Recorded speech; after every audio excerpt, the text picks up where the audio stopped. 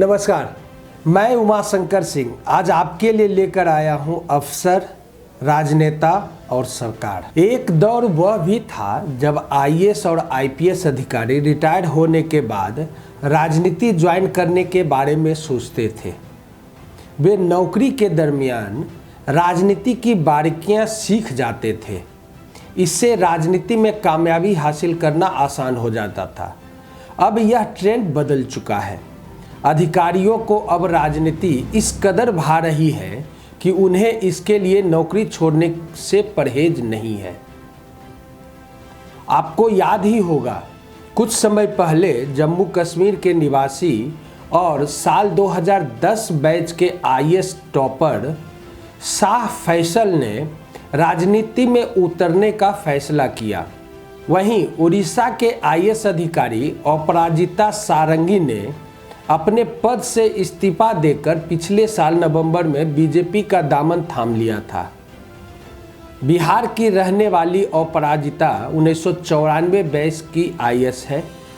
उन्होंने 5 साल तक केंद्रीय प्रतिनियुक्ति पर रहने के बाद बीआरएस के लिए आवेदन किया था। अपराजिता को आईएएस से रिटायर होने में 11 साल बाकी थे। अपराजिता को बीजेपी ने उड़ीसा की राजधानी भुवनेश्वर से लोकसभा सीट से कैंडिडेट भी बना दिया था। वहीं कांग्रेस के वरिष्ठ नेता मणिशंकर अय्यर ने साल 1963 में भारतीय विदेश सेवा ज्वाइन किया था। साल 1989 में राजनीति में आने के लिए अय्यर ने बीआरएस ले लिया था।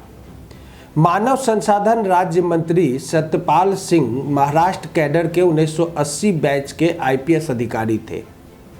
साल 2014 में उन्होंने मुंबई पुलिस आयुक्त पद से इस्तीफा दे दिया। इसके बाद बीजेपी ज्वाइन कर ली। वे यूपी के बागपत से लोकसभा चुनाव जीतकर केंद्र में मंत्री बन गए। दिल्ली के सीएम और आम आदमी पार्टी के प्रमुख अरविंद केजरीवाल ने साल 1992 में इंडियन रेवेन्यू सर्विस यानी आईआरएस ज्वाइन किया था। कुछ साल बाद पद से इस्तीफा देकर आरटीआई के लिए काम करने लगे। साल 2006 में केजरीवाल को रमन मैगसे अवार्ड मिला था। जम्मू कश्मीर के पूर्व आईएएस अधिकारी शाह फैसल की उम्र सिर्फ 35 साल है।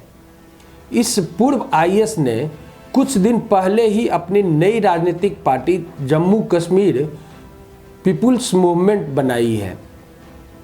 फैसल ने जनवरी 2019 में नौकरी से इस्तीफा देते समय जम्मू कश्मीर में सेना द्वारा आम लोगों की कथित हत्या और इन्हें रोकने के लिए केंद्र द्वारा गंभीर प्रयास नहीं करने का आरोप लगाया था।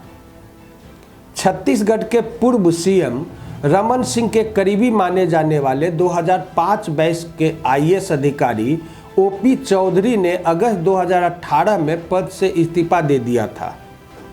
रायपुर के कलेक्टर का पद छोड़कर चौधरी बीजेपी में शामिल हो गए। इसके बाद भारतीय जनता पार्टी के टिकट पर छत्तीसगढ़ के खरसिया विधानसभा क्षेत्र से चौधरी ने चुनाव लड़ा, लेकिन वे हार गए।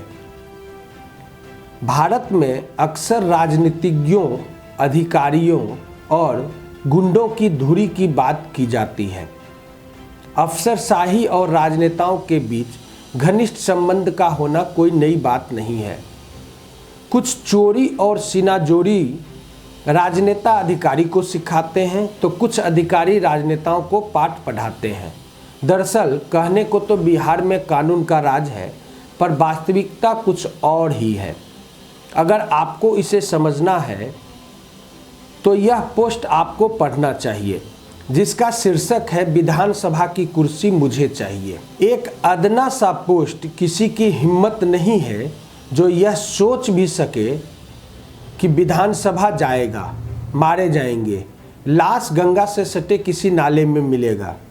मेरे विधानसभा की किस्मत खराब है कि कोई प्रोग्रेसिव सोच के बुद्धिजीवी यहाँ के भलाई के लिए आगे आ भी नहीं सकता, क्योंकि सरकारी तौर पर कई विधानसभा की किस्मत हथियारों और खून के खूनी खेल की महिमा से ऊपर छोड़ दिया जाता है।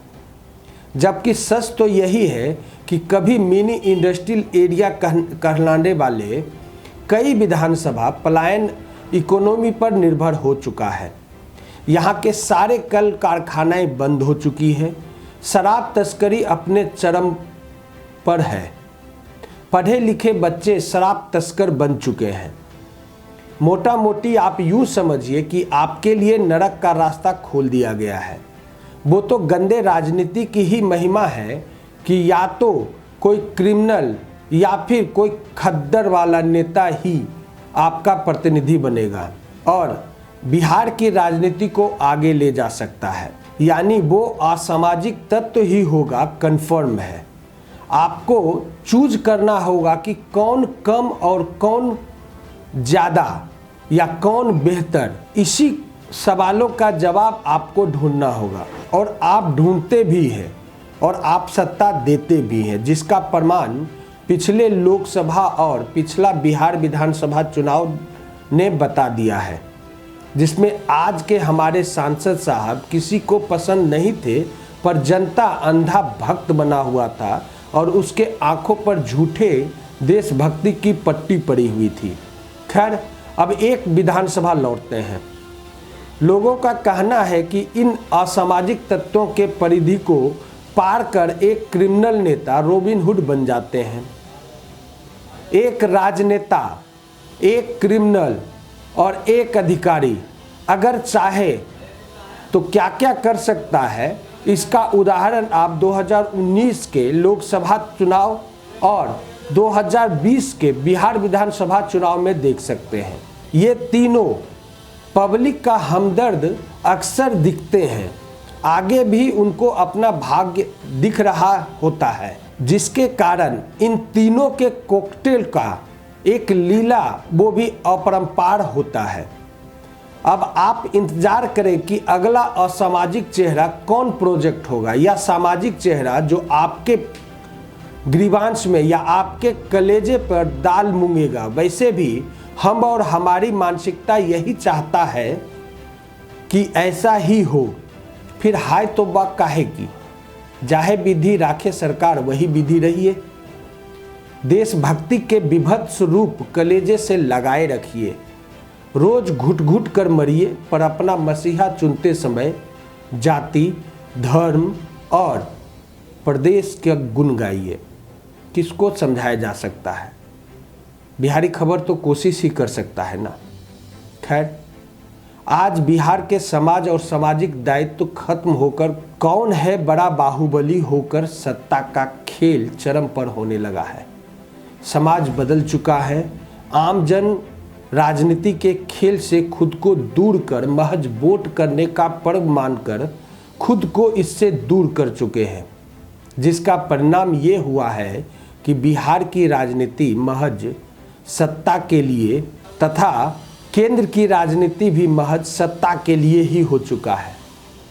अब आप खुद सोचिए कि जिस संसद भवन में 40 से 42% क्रिमिनल या बाहुबली सांसद हो, तो क्रिमिनल का बाहुबल प्रदर्शन का कबड्डी नुमा खेल होता ही रहेगा। इससे हर बाहुबली खुद को सत्ता के करीब करना चाहता है, चाहे वो बाहुबली हथियार का हो, चाहे वो सफ़ेद पोश हो, चाहे अफसर हो। खैर, अब तक की कहानी में एक चीज़ कॉमन है, वो है एक जाति का होना। यानी कि एक जाति कहने का मेरा यहाँ औचित्य अफसर, सफ़ेद पोश और बाहुबली का है। बिहार को देखिए, लालू के जगह पर नीतीश पटना की कुर्सी पर आसीन हो बाहुबलियों का मसीहा बन चुके हैं और समय समय पर वो बाहुबलियों का गुणगान करते नहीं चूकते। अब मैं आपको अफसरशाही और राजनेताओं के बीच घनिष्ठ संबंध की महिमा की ओर आपको ले चलना चाहता हूं, जिसके सेंटर में है अपना बिहार। इससे इनकार नहीं होगा कि राजनीतिक प्रतिद्वंद्विता हमारे बिहार में चरम पर है। लालू प्रसाद ने जो चारा घोटाला जगन्नाथ मिश्र के नक्शे कदम पर चलते हुए किया और कराया, आज उस पाप का फल वे जेल में बंद होकर भुगत रहे हैं। लेकिन उनके और उनकी श्रीमती के शासनकाल में जो जंगल राज बिहार में आया, उसका खात्मा इतना आसान नहीं था।